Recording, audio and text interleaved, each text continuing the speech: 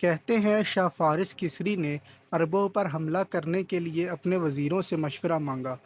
وزیر بڑی حقارت سے کہنے لگے، اونٹوں کے چرواہوں کے ساتھ جنگ کرنا تو ہماری اپنی توہین ہے۔ شاہ فارس دانا انسان تھے۔ انہوں نے دو قیمتی ہیرے ہاتھ میں اٹھائے اور اپنے وزیروں سے کہا، ان کے بدلے تم میں سے کون کون دربار میں اپنے کپڑے اتارنے کے لیے تیار ہیں؟ دو وزیر اٹھے، کپڑے اتارے اور ہیرے وصول کر لیے۔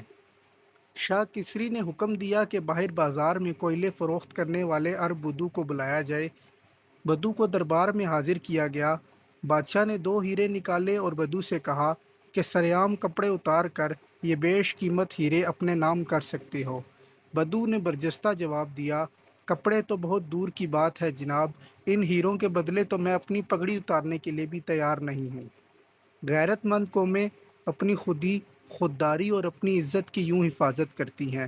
بقلم فردوس جمال۔